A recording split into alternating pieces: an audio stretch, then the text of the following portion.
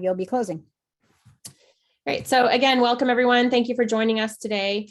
Most of you are aware that we've been working on this release and communication with all of you around how it's going to work for many months now. It's the largest integrated release we've ever attempted, making sure that we're moving towards a student-centered model for the software that we provide to them to apply to our colleges. So a lot of information to come today. We have our Student Success Suite team here. Jane Linder is our product manager. She will be providing the bulk of the information.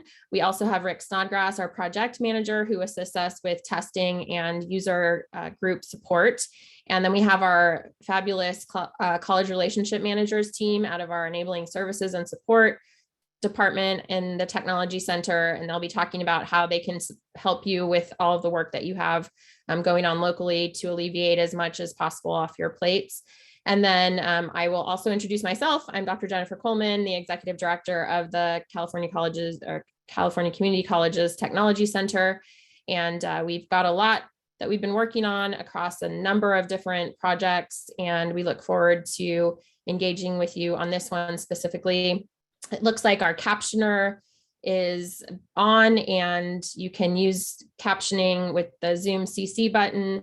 And I'll go ahead and turn it over to Jane now. We have questions can go to Sandoval Chagoya. His email is in the chat, so please forward questions there. We will answer them as we have time. And we will also provide links to our release documents page and other relevant information as we go. So forward your questions via email, and let's get started. I'll turn it over to you, Jane. Thank you. Thanks, everyone. Thanks, Jennifer. All right, we've got a lot of material to cover. So we'll start right off with an update on the release dates around the combined Student Success Suite release. Now, for those of you who haven't heard, we've been talking about this for over a year now. The Student Success Suite is really the three student-facing products that the Tech Center deploys system-wide. That is our student account system, which is Openccc, the applications, which is CCCApply, and the CCC MyPath student onboarding system. All of these are being more tightly integrated, as Jennifer mentions, because, first of all, we're reworking the underlying technologies to make it more modern and more agile, and to allow us a lot of flexibility to tailor things better for our students. And also just to make sure that the experience of the student just flows a lot more seamlessly. So this is an exciting step for us to release all of these in a joint release.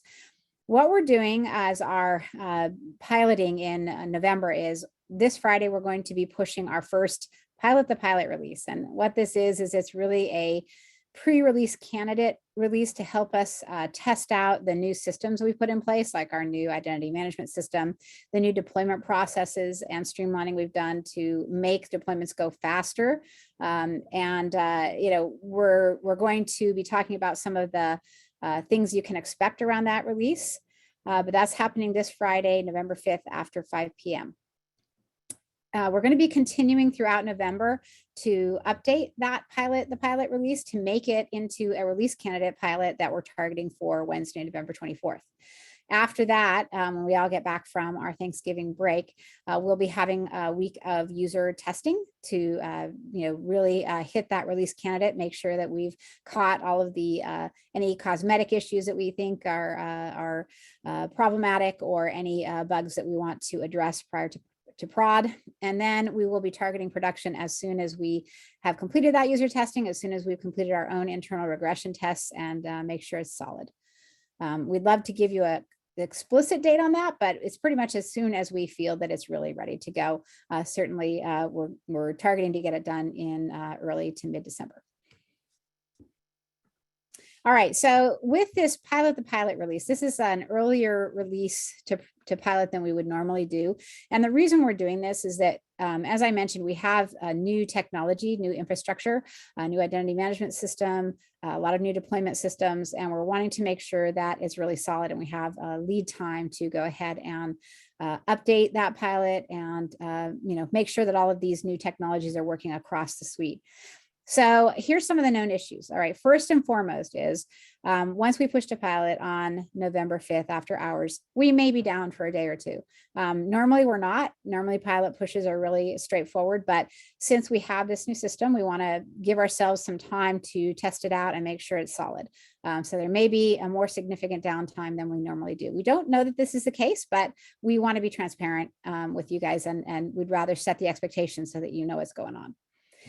Here are some of the things that, again, these are normally the sort of things we wouldn't go out with a pilot release in even, but we've decided to release with a few more known cosmetic issues with the idea that, of course, these are going to be addressed as we're going through this pilot this month. But, you know, there are some things you're going to see when you get into the pilot system. We want to let you know.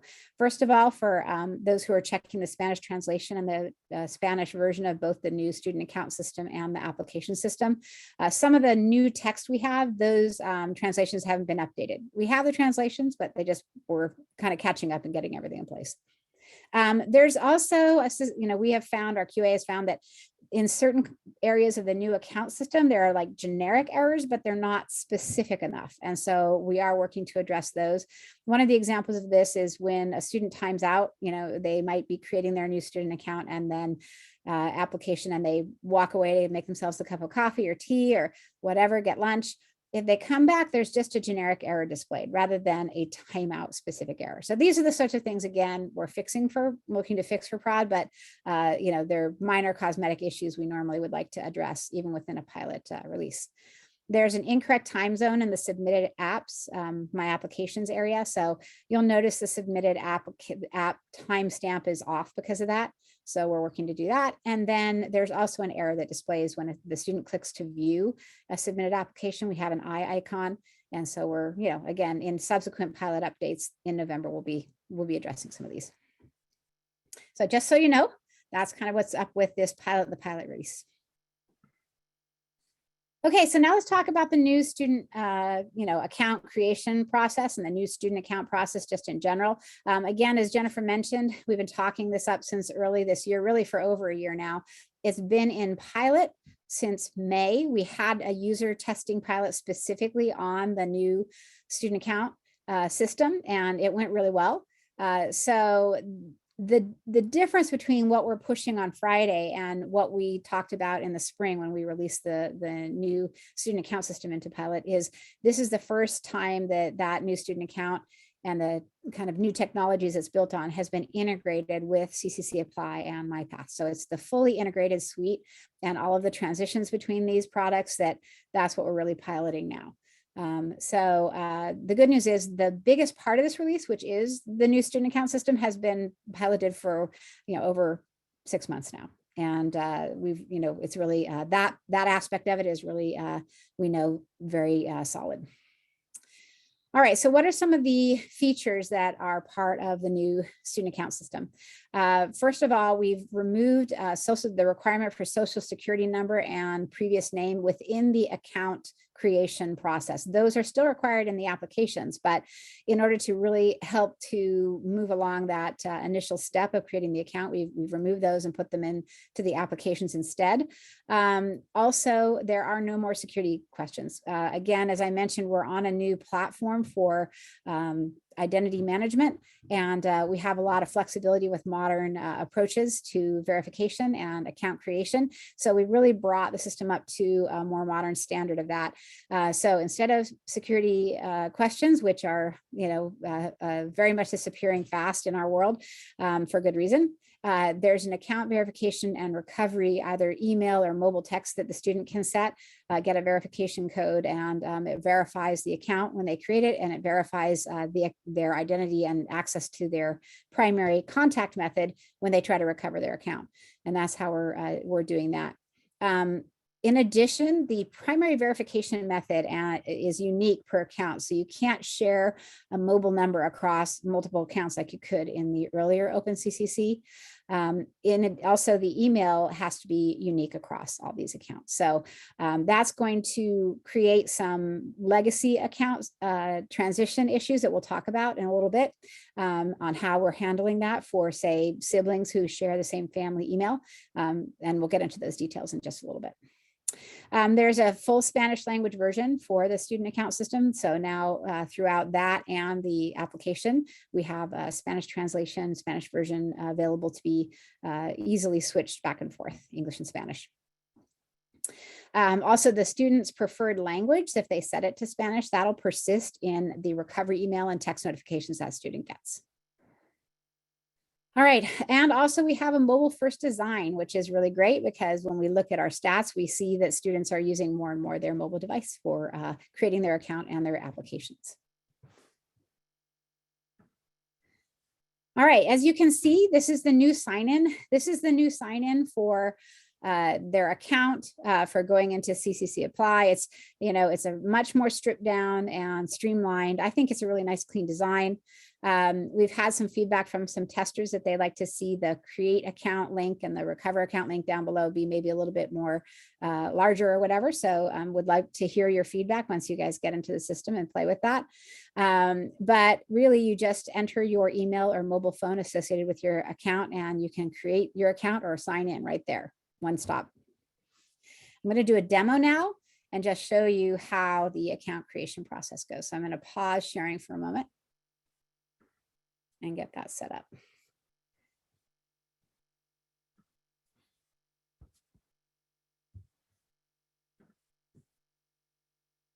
All right, can you guys see the sign-in page now? Everyone Yep, see it? we can see it. Thanks, Jane. All right, so I've created so many accounts, I had to create a new Gmail for myself so I could do this and show you. Okay.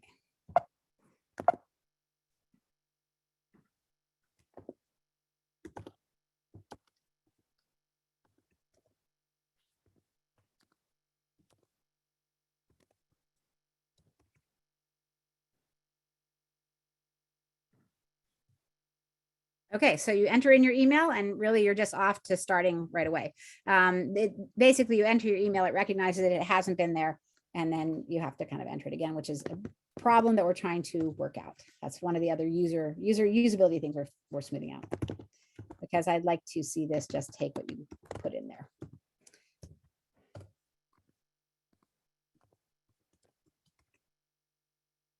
I make sure that's correct. All right. So once you go ahead, it is actually sending me, emailing a verification code to me.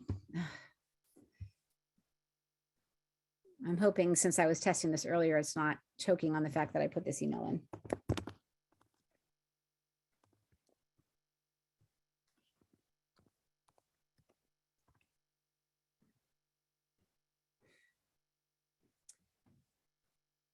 Well, I guess this is what I get for a webinar leprechaun. All right, well, Jennifer, I'm going to have to stop because this was working earlier about 15 minutes before the thing, and now it's not going to let me through. Let me go ahead and get off and try again, though.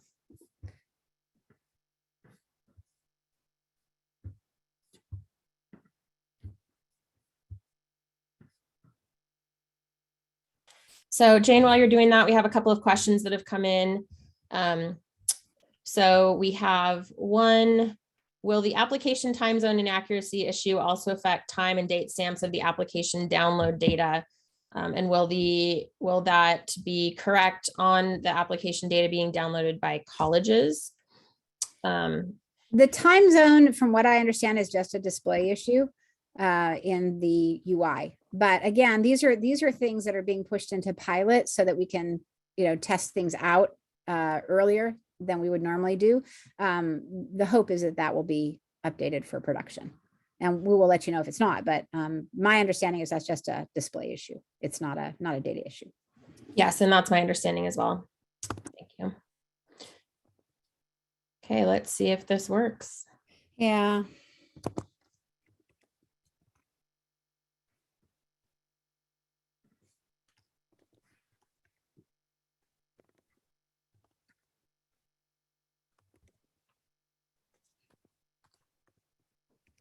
In terms of how the new sign-in page will affect old accounts, we are going to talk about the legacy recovery here as soon as we get through this new verification piece. Yeah. So, okay. Excellent Sorry, I think I mangled it by testing too much ahead of time. All right, so here's the verify your account. It's going to send a verification code to my email. And let me, sorry, I got to move things around a little bit.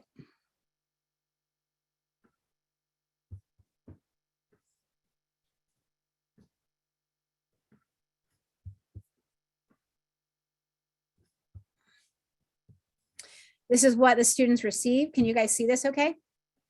Yes. All right, so you'll get a security code. The student just has to copy that and paste it in.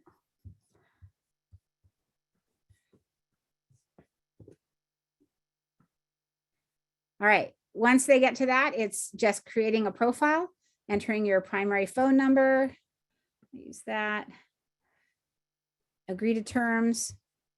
Are you homeless, yes or no?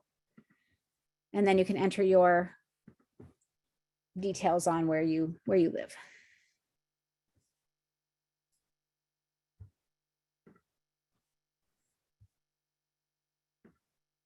Address verification, you can enter a preferred name. In here, I did want to point out that the preferred name field has changed to be just a single field of 55 characters. We used to have the student would have to check mark whether they wanted to do a preferred first name, a middle name, and last name, but we changed this to just, a one field preferred name because in 98% of the time when we did research and looked at application data, students are just using a first name. Date of birth, I'll just do 3.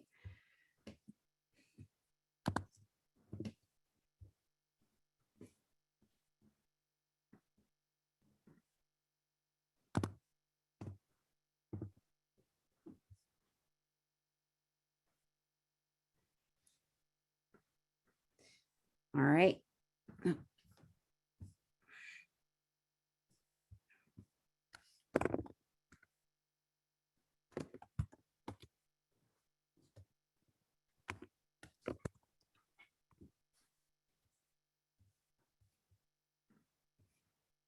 Okay, then they set their password.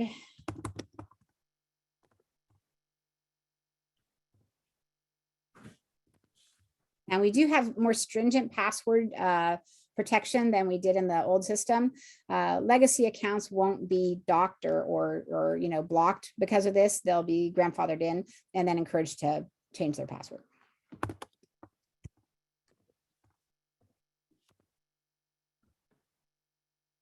Okay, there you go. Once you've created your account, it sends you to the edit account area where you can just kind of, see everything, save it, and then you can move on to your application step. So, very simple, a lot faster. This no security questions, which were a bit of a bear for many of our users, and a really good modern way of account verification and recovery. So we can stop there and take some questions if you like, Jennifer.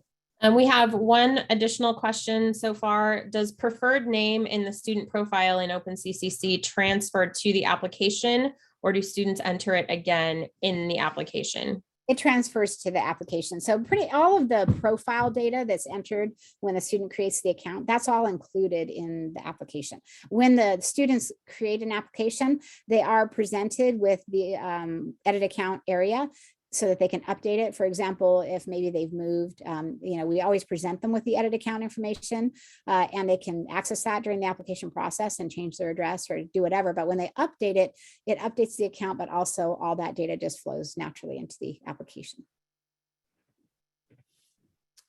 Thank you, Jane. I think that's it for questions. Please, as it says in chat, please, if you have questions, send those to the email listed and we'll get those answered as we go. Okay. All right, so let's get back to our presentation. All right, so we've gone through the new student account sign-in. We did our demo, and let's talk a little bit more about legacy account students because they are a little special. It's really a couple things, Jane. I'm just going to jump in real fast. Sure. If you can, present. But one thing I want to clarify when we're talking about the environment that's being updated on Friday, that's just the pilot environment. Yes. So we are only doing pilot releases. The first couple of releases that Jane mentioned are only to the pilot environment. So I know many of you have big events scheduled with your students or potential students, and building enrollment and doing outreach sessions and production. Because of the volume of applications that we received during the month of November, we are keeping production live, and your production environment and live CCCApply should not be impacted. These are solely pilot releases, and those incremental releases and that extended pilot outage that Jane mentioned, only in the pilot environment. And so your live interaction for students now shouldn't be impacted. Yeah, thanks for clarifying that. And again, I want to emphasize that, one of the reasons that we wanted to let you know about the fact that we may be down in the pilot environment for a few days is that we also know that with the production release coming after this process is done for pilot, we have a lot of colleges who are getting into the Openccc pilot that's there now, the standalone pilot, and doing screen copies and prepping their own student-facing documentation. So that's why I wanted to emphasize that there might be some downtime. Obviously, production is not affected by that. Okay, so the legacy account login process. So like I said, there's some nuances. I mentioned the password situation. Existing students, when they sign in and they go through their first time account login, they will be prompted for a verification using the email or the mobile number that they already have on their account. So they'll go through something similar to what the students do when they create an account, but just for that first time. We do have that situation where students who might have a duplicate email or phone number will be prompted, for their username and password. The first student in a group of students who have a shared email will, be the student who can sort of claim that email or mobile number on their account. So if they're the first student in a family, they get to keep that family email, and then subsequent sign-ins by others in that group who are sharing the email will be prompted to, they'll be authenticated using their username and password, which is good, but they'll be required to enter a unique email, mobile number in that edit account page. They won't be able to go save that information and progress to applying and to finishing up the login to their account until they change that email or mobile number. And there's an error that will display saying, that email or mobile number that's your primary verification is not unique. You need to enter a unique one. So be prepared for that. That could be something that is going to come up quite a lot from your students potentially.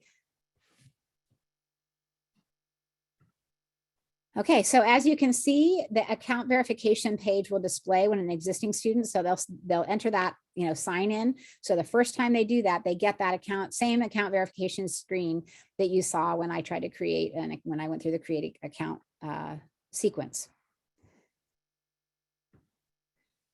The account recovery process, again, this is really nice in that it's a lot more modern. There's a lot more self-service ability for students right now. There's a streamlined self-recovery process where, again, no more security questions. They are just able to enter their last name. Let me go ahead here. You can see they need to enter their date of birth and last name. And we have an algorithm for account recovery that will essentially look at the date of birth and the last name. If by some chance, and this does happen when you have a system that serves as many million students that we do, you may have a same date of birth and same last name across the system somewhere. If that happens, that algorithm will then start asking additional questions based on the student's profile until they get to a unique resolution. They know who that student, the system knows who that student is.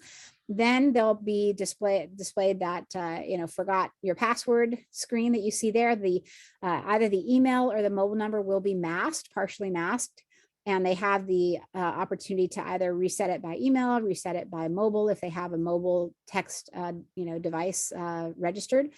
Or they can go to our 24/7 support help desk. Okay, so that touches on the new account system and the major workflows that are involved in that. I was going to go on now and talk about the integrations with CCCApply and MyPath and some of the new features there. Are there any other account related questions you guys want to talk about before we move on? Yes, we have a few. Let me scroll here through them. First off, we have a question from Questa regarding a solution for bulk creating accounts who are incarcerated students. Mhm. And so I'm we have your contact information, and I'm encouraging you to reach out directly to Jane. She's got separate activities going with a group of colleges who are supporting incarcerated students and working to make sure that you all have the support you need. So please reach out to Jane, and she's also got your contact information from that question that was posed. Regarding several questions on the preferred name. So if a student enters first and last name in the preferred name, will it get parsed into individual fields in the application record when downloading? No, that's a great question. So what we're doing to, again, make this not be a lot of hassle for the colleges in terms of their existing processes, it'll just, all of it will stream into what is now the preferred first name field. So right now, as I said, we had this preferred first name, middle name, last name. What we're doing is we're having the whole name go into what used to be the preferred first name field, and that field is going to have everything. It can be first, middle, last, or whatever they want to supply. And then the middle name field and the last name field will be null. And I know part of that is based on what we had seen in terms of records for preferred names, and them being primarily first name only, or one name only. And so that's part of it with the parsing. There is a request to add some additional potentially help text around that, Jane. So we've got note of that here. So thank you for that suggestion. And so I think that there was a secondary question, if does it only import one field if they enter two names? And I think the answer to that is yes as well. So I think we're covered there. Next one we have, is there consideration to follow current Nist guidelines for password length and complexity?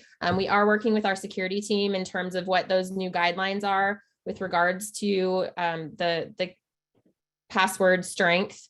We do have Nist guidelines in place across the Technology Center suite of products. And so, well, there were secondarily from this same set of questions, is there reporting available for schools to see who started an application but never completed? That report is available. It's been available for about 15, 18 months now. It's part of the CCCApply Report Center, and it is in progress application data. It covers the last 30 days, and many colleges are using it for outreach purposes to get students help that they need potentially, or answer any questions, encourage them to complete the application process. So that report is available now. And you can reach out to our team regarding how to access that if you have questions. But it is through the standard CCCApply Report Center, and we'll get you the email address for our support in the chat as well. We also have a comment about Gmail addresses and movement of periods in Gmail addresses and how those are addressed by our system. And Jane, do you want to talk a little bit about how we've updated some of our rules around Gmail addresses on that note? Basically, we're just following the standard of Google. So Google at this point will, no matter how you move the period around, or whether you do Gmail +1, +2, whatever, all of that is just resolved to the same email address. We were not doing that in the previous system, and it laid us open to fraud. It actually provided some flexibility for those who work with incarcerated students, and that's why I will reach out to the person at Questa. We have some workarounds and some ways to make that easier for you now, because we knew we were taking this away. And the reason we're doing that is, of course, this is what is standard security right now for internet accounts, for online accounts, is to really resolve to one email address per account, not to allow that kind of, that does open you up to making it really easy for fraudsters to mass create accounts. So, that's the standard we're following. It's really, it's not going to show as a different email address any longer. It's going to resolve to the same baseline Gmail account. Excellent. We have some additional questions about the preferred name, and this one is not exactly the same, but it has to do with individuals who only have a single word name. And will the system be set up the same way to allow for those individuals to still create their account and not have additional fields required? So I think that means it's a legal name is what I'm understanding if I'm Yes. understanding correctly. Yes. So at that point, they would have to, it's not really the preferred name. It would be that they'd have to enter in the first name and last name legal fields, that name. That's my understanding. So if they only have a single name, which I know we've addressed in our previous iteration, do the rules still apply that They their do. single name, legal name, it will still only allow them to only put one in there? Yeah. I'm sorry. I thought the question was, can they enter both as first and last? But yeah, it can. I believe they can just enter the one. But you know what? Let me follow up on that to be absolutely certain. That's my understanding. Okay. Yeah. So that question I think came from Craig. So we'll make sure that's the right answer. Yeah. There are some questions about preferred name being only a single field, and how colleges are using that in other places that may be impacted due to duplication of a field or downloading the existing 55 character data. So it looks like we'll have some follow-up for those ones. It looks like Long Beach City College has a question about that as well as. Yeah.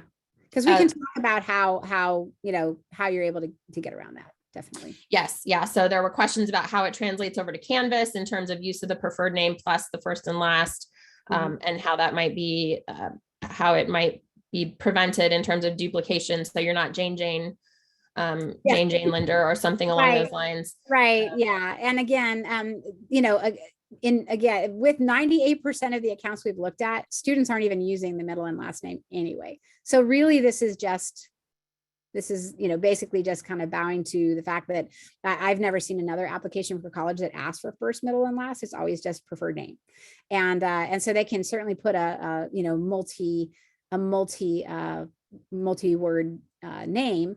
But at the same time, it's just going to it'll download as one. And I think it's, we can talk about some of the permutations on that.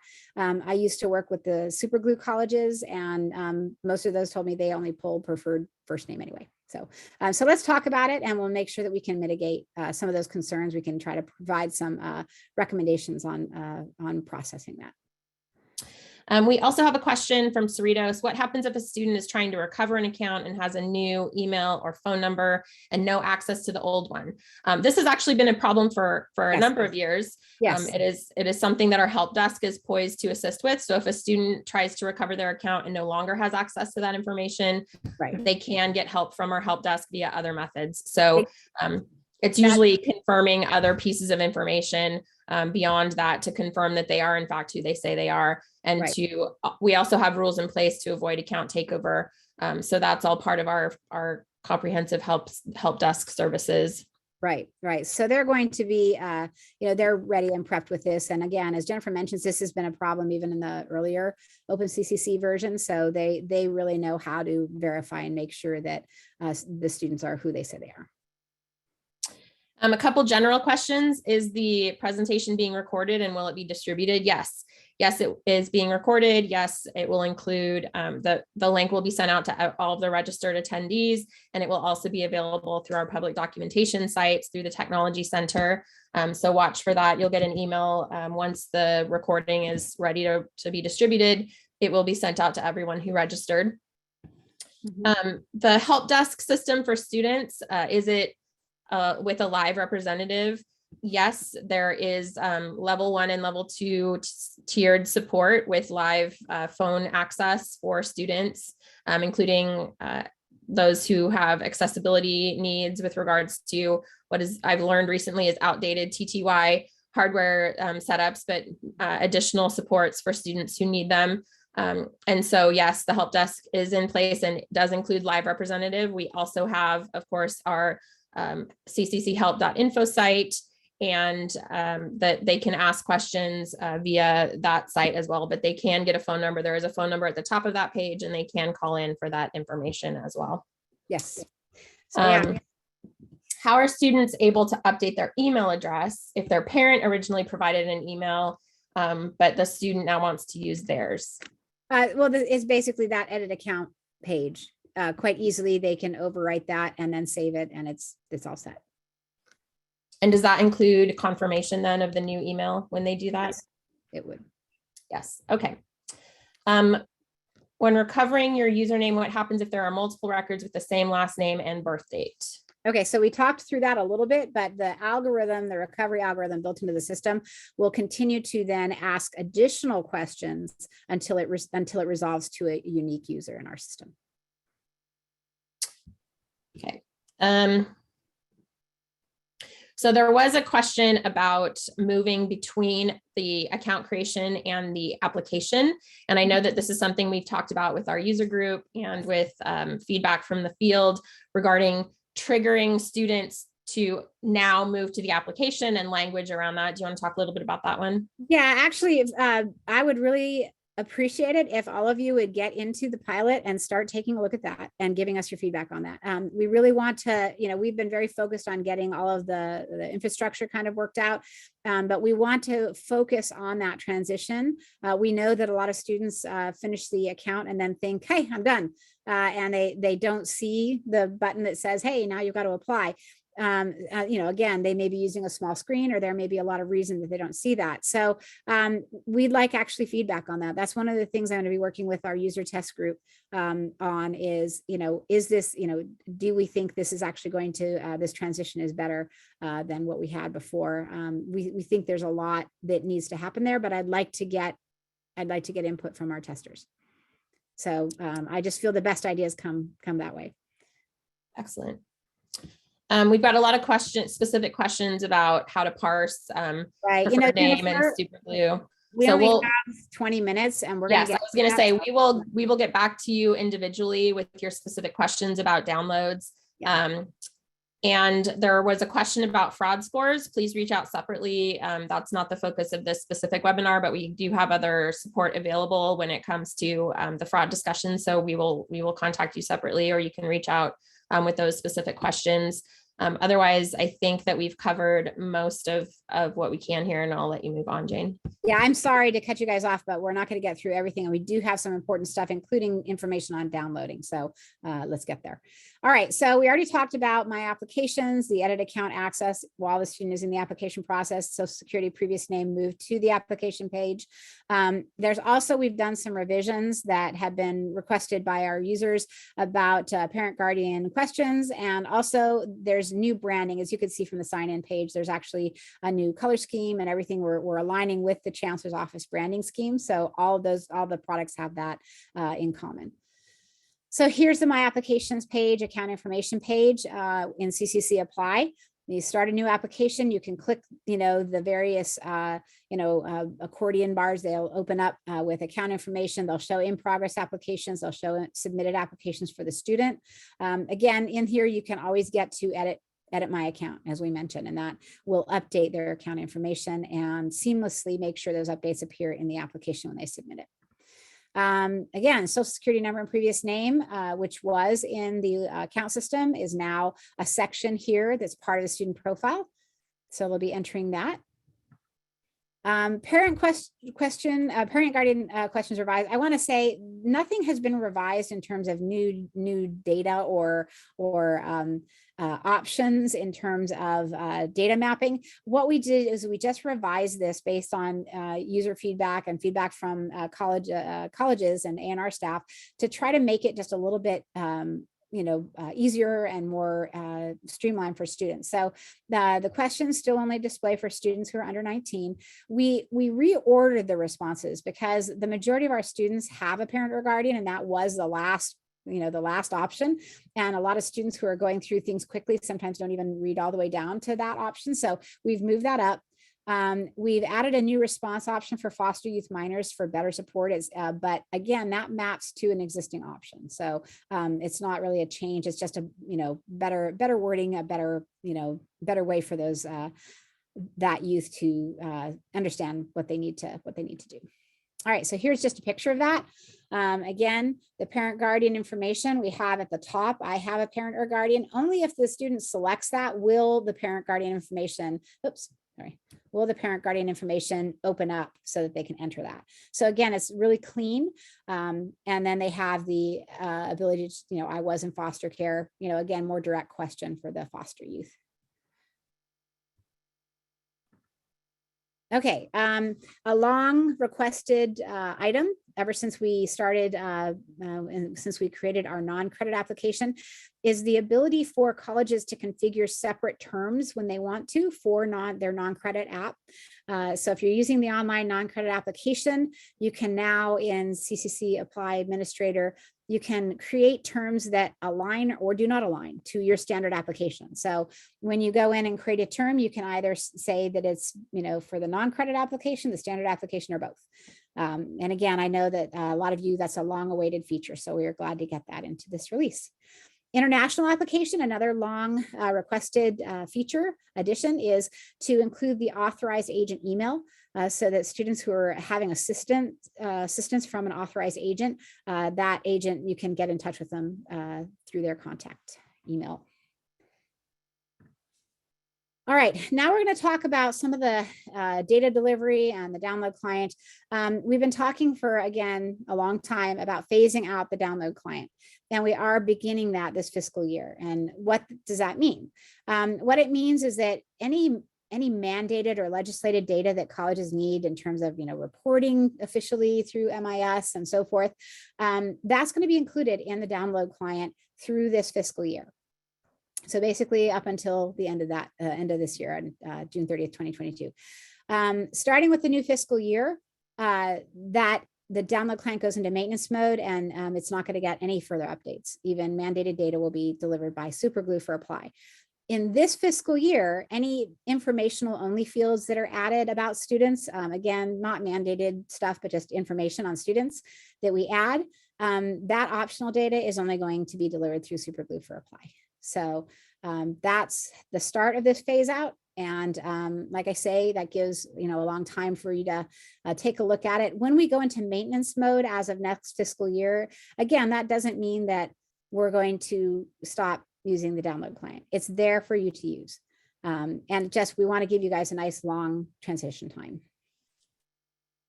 So let's talk a little bit about the data changes. We already really hit on this. The old preferred name had 3 components. The new preferred name is a single 55-character field and is stored in the preferred first name field. This is going to be delivered that way via the download client and Superglue. And then the preferred middle and last names are null. So let's talk about some of these informational kind of optional fields that have been added with our new student account system. The new student account system, as I mentioned, is built off of our new identity management system. And so we had some additional information that's available. Again, none of this is required, but we just include it in Superglue if you want it. There's the preferred method of contact, whether they set that as email or mobile. It gives you information on whether their mobile phone, if it's their primary contact, if that was verified, and the timestamp for that. Same thing with the email. Whether or not the address validation override was used by the student, and the timestamp for that. And then the authorized agent email, which again, that's information, but not like a mandated field. In the international app, that also is delivered via Superglue and not by the download client. So none of these fields are being delivered by the download client, but they are available through Superglue. So we know there's going to be a lot of questions on the Superglue adapter and wanting to go ahead and get started with that. Again, something to remember, even if you are a reminder to the Superglue colleges who are already using this for their application data, these adapters are backwards compatible. So when we ship this new release, you don't have to be ready with the latest version of the adapter. The one that you're using now is fine. But when you decide you want to upgrade in order to get some of the new student data information, or for whatever reason, you can contact the enabling services, your college relationship manager at that email, and then the enabling services implementation staff complete the upgrade. And this is the same process really for any of you who are interested in installing Superglue, maybe getting it at least into pilot. If you have the download client working, you can run this in parallel, and it gives you time for your staff, your IT staff, to take a look at how it delivers the data, and gives you that time to have both systems in parallel while you evaluate when you want to switch. All right, so let's talk a little bit about MyPath. There's a couple things with MyPath in this release. Again, MyPath is mainly, the changes are it's been integrated with the new student account system. It has that new identity management system working. There's an edit account link that's integrated with the new edit account page. There's also, again, the style guide has the new look and feel with MyPath.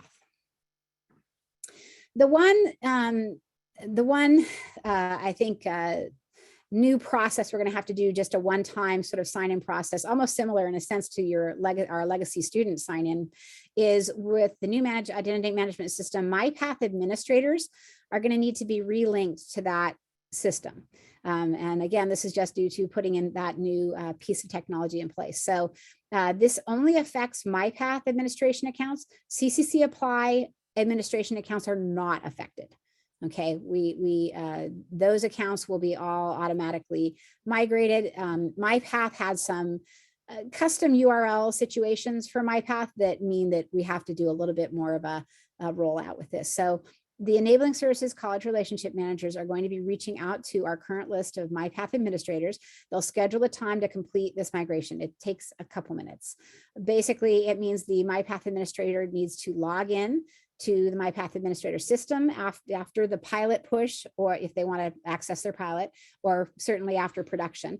Once that upgrade has happened, that login process will actually auto create a new account in the identity management system.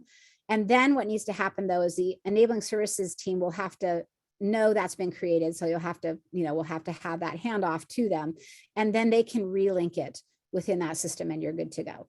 So just this is for those of you who are MyPath colleges. We're just going to need to do this for your administrators. Okay, before we go into user testing, now we can actually address some questions maybe.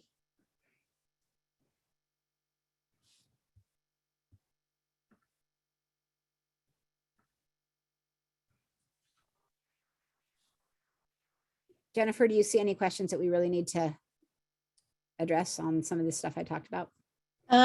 Let's see. The name of, I don't think about what you've talked about. Let's see. I think, so just two new questions. One, what was the name of the report to look up applicants who haven't completed or submitted? That's our in progress applications report. And then will colleges be able to customize their supplemental questions the same way as before, or is there a new mechanism to do that?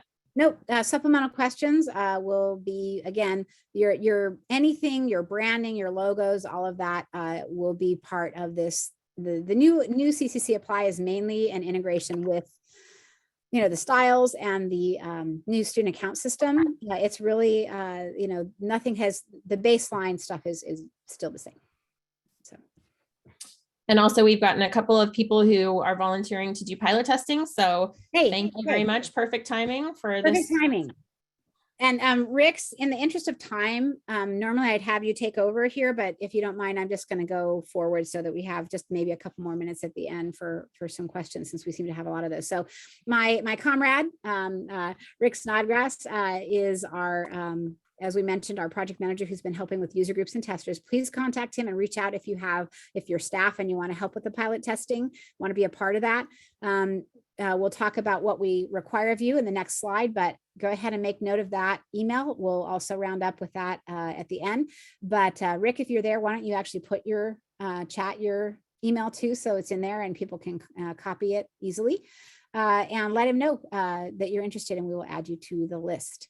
Students, if you know students who are interested in testing, they have the ability to earn $20 Amazon incentive cards.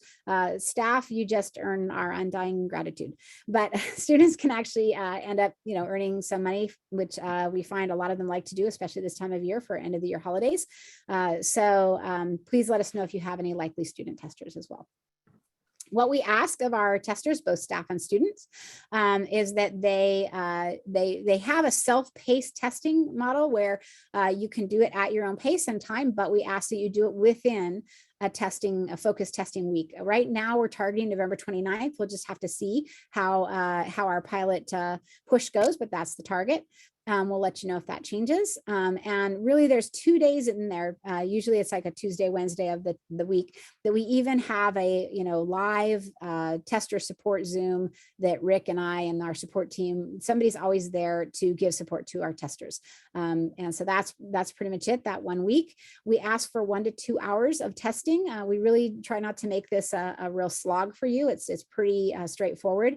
we ask that you attend a 30-minute testing kickoff, and the end of your testing is a survey that we ask you to give your feedback. So it's pretty straightforward. Those of you who've tested before, I know have said that, you know, you really enjoyed being part of it, and it wasn't too onerous. And we'd love to get as much feedback from various regions and colleges as we can. So please do join us with that. All right, preparing your college for the release in the last 7 minutes here. We have had extensive documentation, as Jennifer mentioned, since March on the new student account system. We also have documentation on the CCCApply and the look and feel changes in MyPath and so forth. All are available. If you go on, you know, to that link, and again, this presentation will be available to you. We have a student success suite home. You can jump to our release notes, which have really so much detail on everything that's going on with this release. So not just the dates and some of the, you know, the testing, who you can contact. Here's Rick's address for testing and volunteering on that. We have changes at a glance. With, you know, they give you a bulleted list on everything. Then we actually get into real analysis on what's going on in each different process. So account creation and sign in, you know, what does it look like? Here are downloadable screenshots for you. Should you want it? What it's looking like? What's the preference? Does it look like for legacy users? Again, just there's a ton of information in here, and it keeps going. There's detailed information on the data changes and what you need to do for superglue upgrades. So again, get to these release notes and look around. And if you go back to the Student Success Suite home here and scroll down, here's your link to the new student account system in pilot. This is also after we push piloting the pilot release on Friday. You can start here and you can see the integrated release as well. We have the webinar. We'll put this webinar up here with the presentation slides, and there's how-to guides which give you, again, step-by-step. These are fabulous templates for you, ready-made, that you could use for your students on how to create a new OpenCCC account. So it gives you, here are the steps. Step 1, create and verify your account. There's a screenshot. Step 2, we have that for most of the workflows that we had, that we've demoed and talked about. So, don't reinvent the wheel. Use these as your baseline. And, you can certainly put in your own screenshots and branding once we have those, the pilot in place. But, we're really trying to make sure you have what you need to get ready. Okay, let me go back. On the note of release notes, we've had a number of questions about the download client versus superglue and what will be included with each. Watch for additional release notes and details around those two categories. So some of them you can click through for some of the details from what Jane just scrolled through, but additional detail around the download client and the difference between the download client and superglue will be coming. So watch for that those additional announcements, and you can follow these pages, these public documentation pages, to get updates when they're put forward. Yeah. And again, our college relationship managers are going to be reaching out with information on this. We're just starting the phase out now. You have a lot of time to prepare. The download client isn't going anywhere. You'll still be able to use it even in the next fiscal year. It's just that, there's going to be less new data available to you via that means. So, you can run things in parallel with superglue for a long time and take your time to get ready.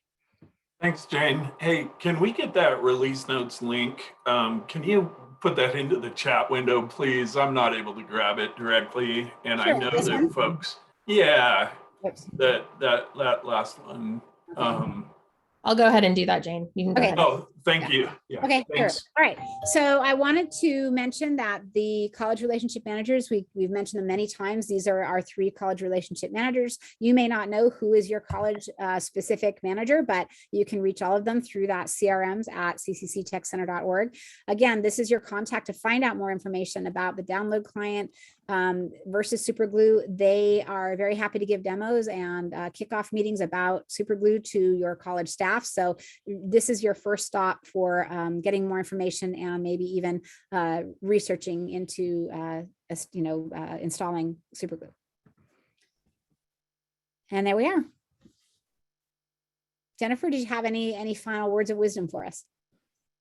Just thank you all for your partnership as we move forward with these enhancements to the system and updating some of our technology. I do want to make special note, some of the communication around the verification of the email and phone number at the point of account creation and recovery has been referred to as multi-factor authentication. And there have been questions from IT staff regarding impacts to local systems. It's not true multi-factor authentication that we're putting in place that impacts local single sign-on and other connected systems. So at this point, there isn't any local IT work to be done around the changes to the two-factor authentication.